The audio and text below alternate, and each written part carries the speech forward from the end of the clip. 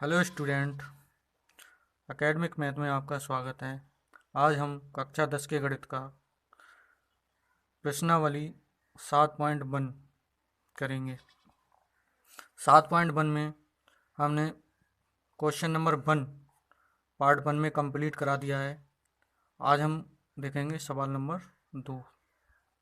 सवाल नंबर 2 कहता है बिंदुओं 0,0 और 36,15 के बीच की दूरी ज्ञात कीजिए। क्या आप अनुच्छेद 7.2 में दिए दोनों शहरों ए और बी के बीच की दूरी ज्ञात कर सकते हैं? इस सवाल में हमसे दो चीज़ें निकालने के लिए कहा है। एक दिया है ये दो बिंदु हैं, इन दोनों के बिंदुओं के बीच की दूरी निकालना है, और एक अनुच्छेद 7.2 में शहर ए और शहर बी के बीच की दूरी ज्ञात करना है। पहले हम निकालते हैं ये दो बिंदुओं के बीच की दूरी। मान लेते हैं एक बिंदु है हमारा P और एक बिंदु है हमारा Q। P के निर्देशांक है हमारे यहाँ 0, 0 और Q के निर्देशांक है 36,15। ये हमारा हो जाता है x1, ये हो जाएगा y1, ये हो जाएगा x2, ये हो जाएगा y2।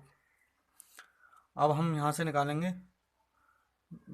PQ के बीच की दूरी। इसका सूत्र होता है x2 माइनस x1 का square plus y2 minus y1 का स्क्वायर। ये हम क्या करेंगे, मान लेंगे, लिख देंगे माना। ये बिंदु PQ मान लिए और PQ के बीच की दूरी का सूत्र लगा दिया। यहाँ से x2 का मान लगाएंगे, x2 का मान है 36, यहाँ से 36 रख दिया। x1 का मान है 0 तो 0 लगा दिया का स्क्वायर। y2 का मान है हमारा 15 और y1 का मान है 0 का स्क्वायर। यहाँ से हमारा 36 में से 0 जाएगा तो ये 36 का स्क्वायर हो जाएगा। 15 में से 0 जाएगा ये तो 15 ही बचेगा, 15 का स्क्वायर। 36 का हमारा वर्ग होता है 1296। ये मैंने पहले ही निकाल कर रख लिया है। 36 का स्क्वायर का मतलब हो गया 36 का स्क्वायर का मतलब हो गया 36 गुणा 36। इसे निकाल के देख लेंगे तो ये आएगा 1296। यहाँ से 15 की गुणा 15 से करेंगे तो इसका मतलब हो गया 225। इसे जब जोड़ लेंगे तो ये हमारा हो जाएगा 1521। 1521 होता है हमारा 39 का वर्गमूल। तो ये मात्रक, ये तो हमने निकाल ली बिंदु PQ के बीच की दूरी। अब हम देखते हैं अनुच्छेद 7.2 क्या कहता है। अनुच्छेद 7.2 ये है हमारा बिंदु A और बिंदु B। ये शहर A है, ये शहर B है। शहर A पे पॉइंट दिए हैं हमारे 4,0, B पे है हमारे 6,0। तो यहाँ से निकालेंगे, यहाँ से लिख दें अनुच्छेद 7.2। तो A है हमारा 4,0 और B है हमारा 6,0। ये बिंदु दिए हुए हैं। तो AB के बीच की दूरी निकालेंगे तो सूत्र लगा देंगे इसमें।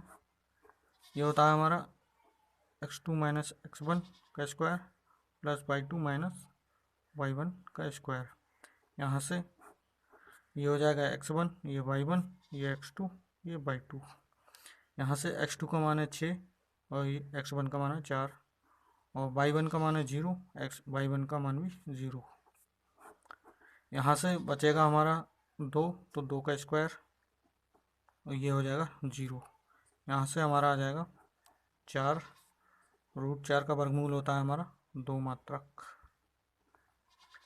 इस तरह से हमने क्वेश्चन नंबर 2 कंप्लीट कर लिया है। अब हम आते हैं क्वेश्चन नंबर 3। देखते हैं क्वेश्चन नंबर 3 क्या कहता है। क्वेश्चन नंबर 3, निर्धारित कीजिए कि क्या बिंदु 1,5, 2,3 और -2, -11 संरेख हैं।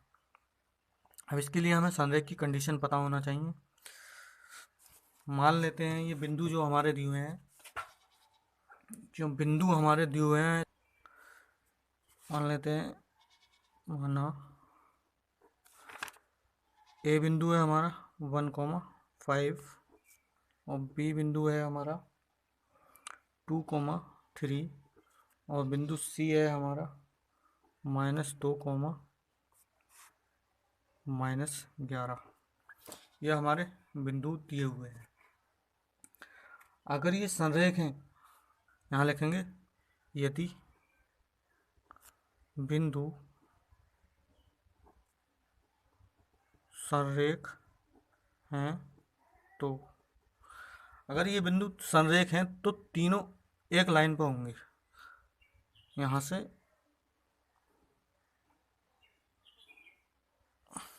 ये ए बिंदु, ये बी बिंदु, ये सी बिंदु, अगर ये संरेख हैं, संरेख की ये कंडीशन होती है, अगर बिंदु संरेख हैं तीनों एक ही पथ पर या एक ही लाइन पर होंगे।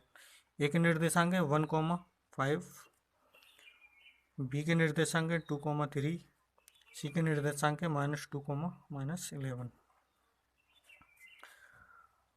यहाँ से यदि ये संरेख हैं तो ये कंडीशन को सेटिस्फाई करेंगे। A B plus B C बराबर हमारा होगा ए सी। इस कंडीशन को सेटिस्फाई करेंगे। देखते हैं हम बिंदु इस कंडीशन को सेटिस्फाई करते हैं या नहीं। यहाँ से ए बी की दूरी निकालेंगे, तो यहाँ से मैं डायरेक्ट मान रख देता हूँ।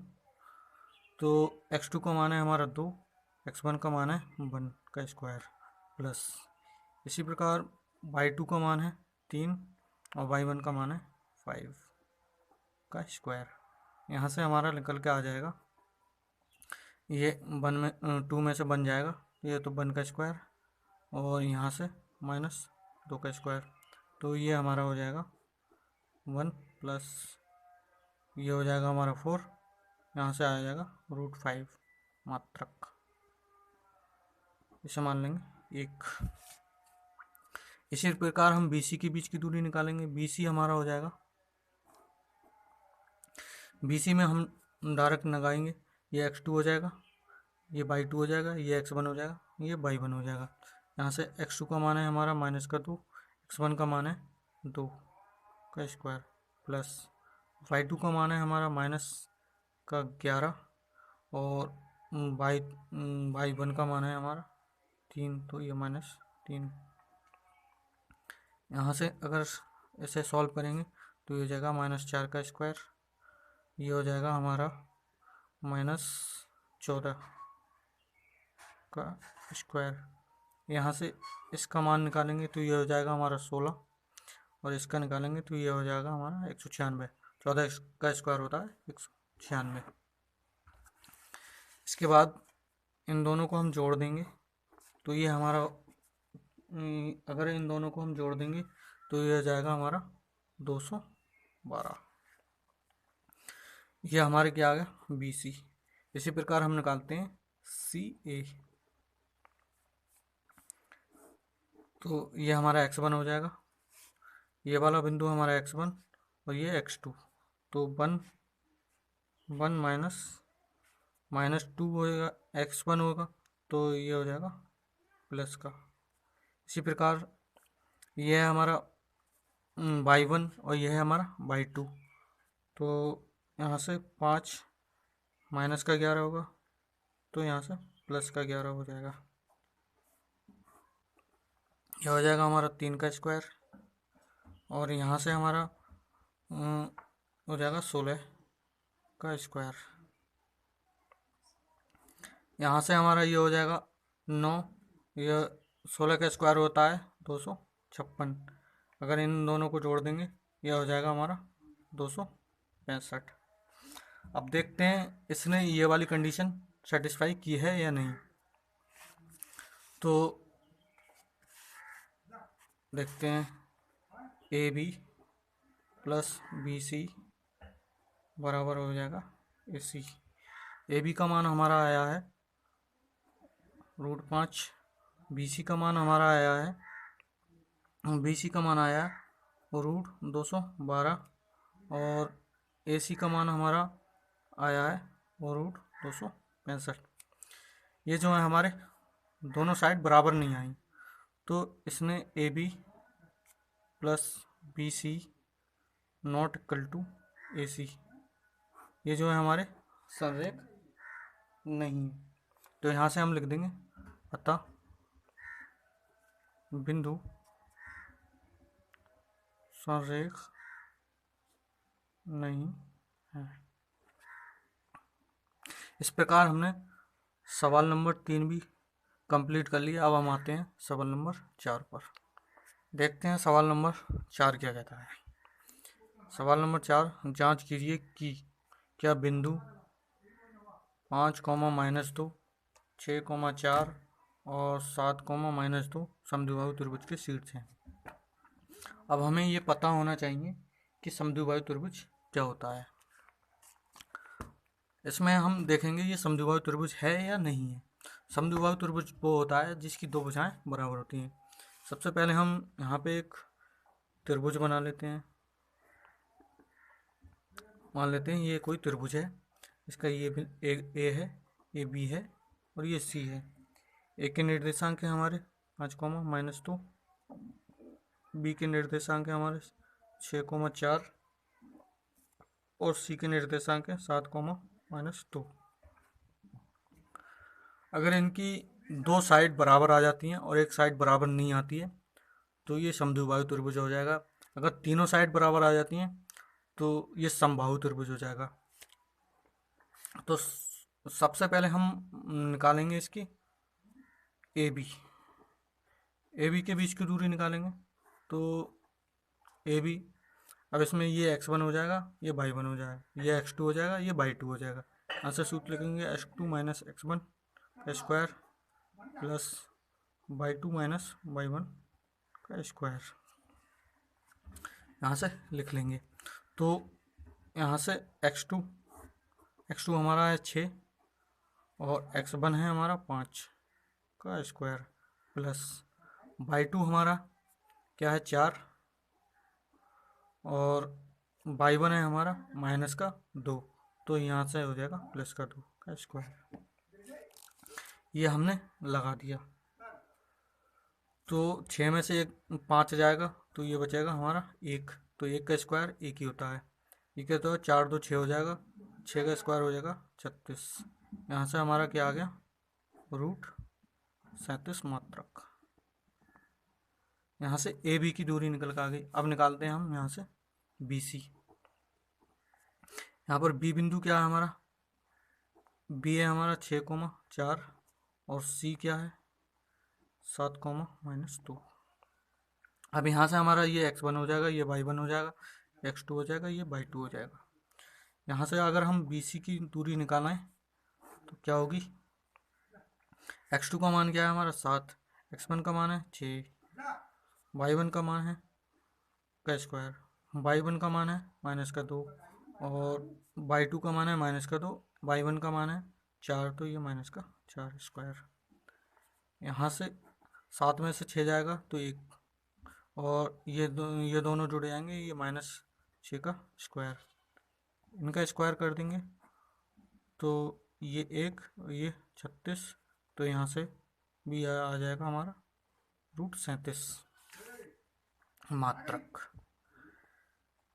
दो साइड तो हमारी बराबर आ गई। अब हम देखते हैं तीसरी साइड बराबर आती है या नहीं। तो अब हम निकालेंगे AC।